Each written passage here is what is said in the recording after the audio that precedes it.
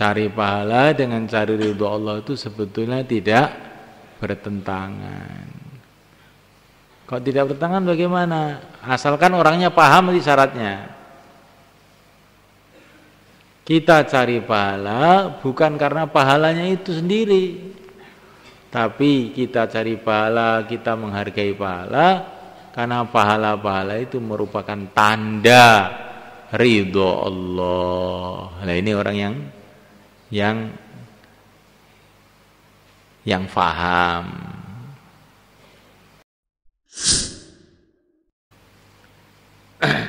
Di ikhlas itu ya penjelasannya banyak sekali. Tingkat ikhlas itu bertingkat-tingkat.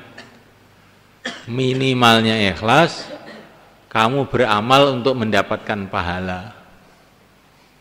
Ini juga sudah ikhlas.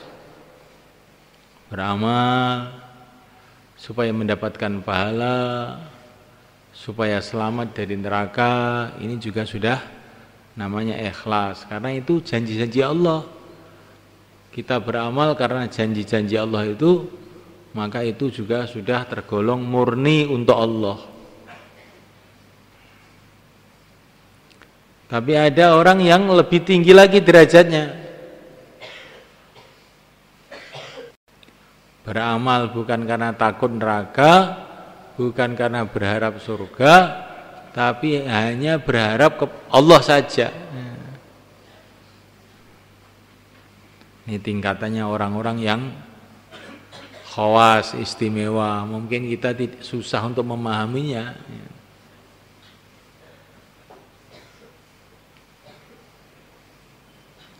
Tapi untuk memudahkan kefahaman, kamu lihat ada orang-orang pergi ke istana seorang raja. Ada yang mereka itu pangkatnya adalah sebagai pegawai negeri. Maka pikiran mereka itu kerja supaya dapat gaji. Dan ini dianggap juga sebagai rakyat yang baik oleh raja itu. Tapi ada orang yang sangat istimewa. Sangat istimewa.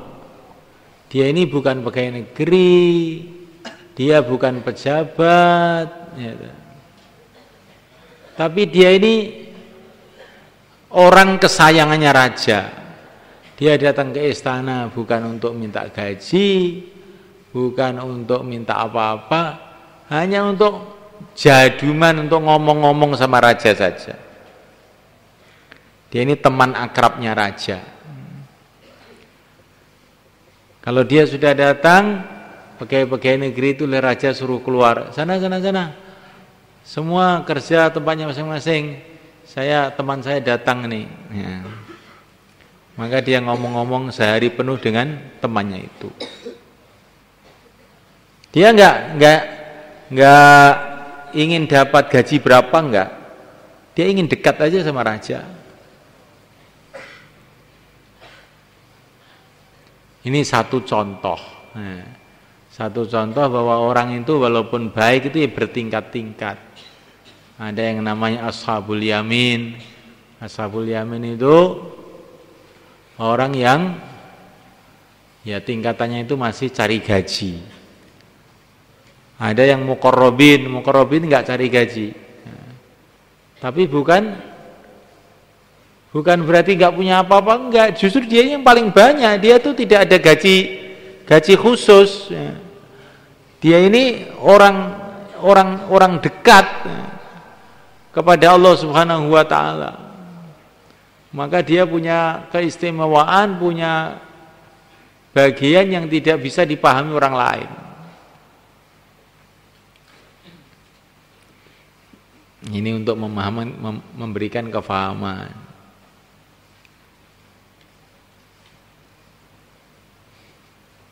Ini yang pertama.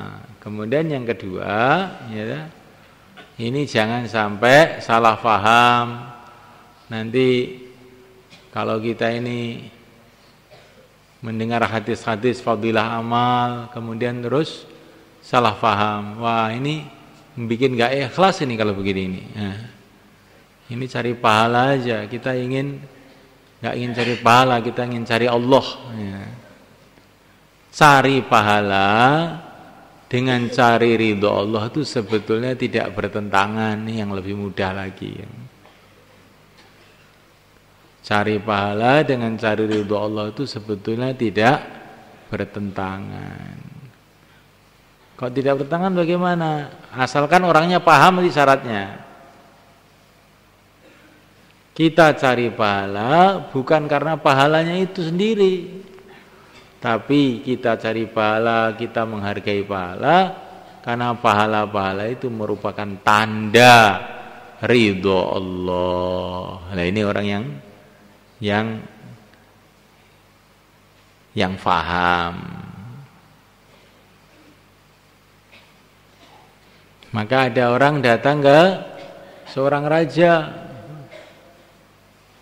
Kemudian oleh raja tadi dikasih 1 gelas air putih. Maka dia ini gembira sekali. Dan di waktu itu raja itu manggil dia, sini kasih air putih. Yang lain-lain ya, semua itu ada. Kamu tahu kantor depan itu? Kamu semua masuk ke situ, di situ ada bendahara. Apa saja yang kamu minta, ngomong aja bendahara. Sudah saya izinkan. Apa saja yang ada di gudang kerajaan, kamu ambil, terserah. Tapi ngomong dulu sama bendahara ya. Lah yang itu Pak, kok itu bagaimana orang itu? Dia nggak usah, dia duduk sama saya saja di sini. Nah, saya ingin ngomong-ngomong sama dia. Dikasih air putih aja. Mana yang lebih mulia? Orang yang dikasih air putih itu apa orang yang dikasih gudang-gudang itu? Itu bagi orang yang pikirannya maju. Kalau orang kampung, wah, saya kok cuma bagian air putih. Tapi kalau orang pinter, oh ini berarti saya ini ada perhatian khusus dari raja kepada saya. Jadi saya ini sekarang sudah menjadi orang dekat sama dia. Walaupun nggak dikasih apa-apa, kalau saya minta seluruh kerajaan pun nggak dikasih. Tapi saya nggak mau minta, yang penting pokoknya saya itu sudah dekat dengan raja, udah. Seperti itulah tingkatan-tingkatan ikhlas.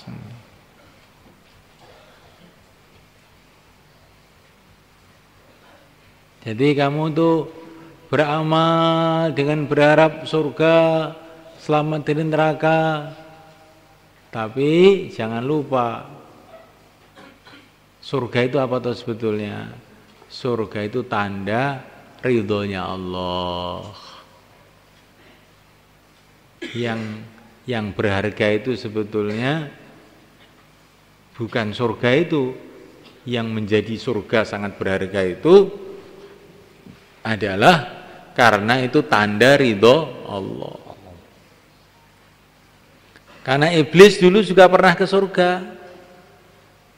Iblis pernah datang ke surga, tapi untuk nakal menggoda Nabi Adam. Surga bagi dia itu tidak menguntungkan. Justru akhirnya dia dijungkalkan di neraka gara-gara dia masuk surga. Jadi yang hebat itu bukan surganya, ridho Allah itu loh. Makanya ridwanum minallahi akbar.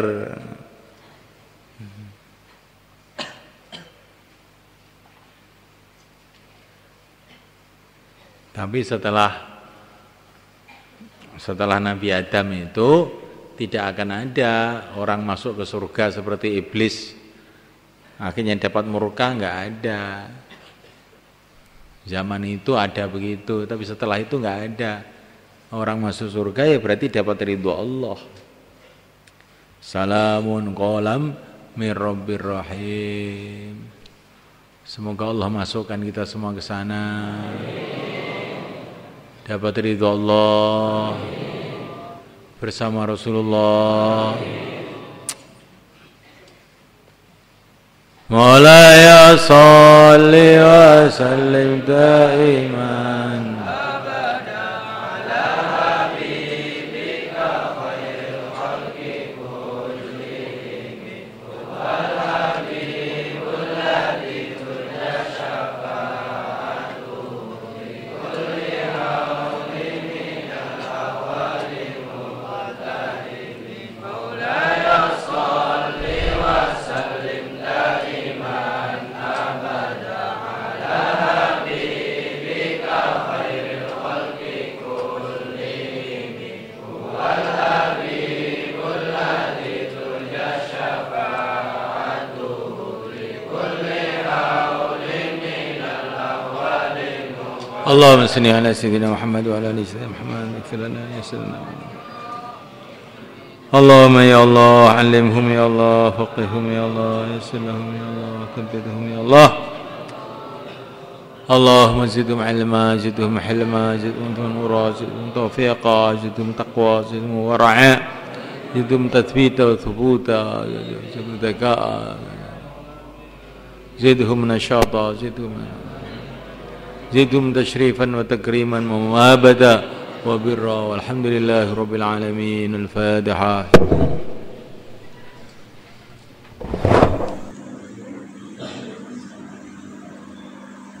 حي على الفلاح.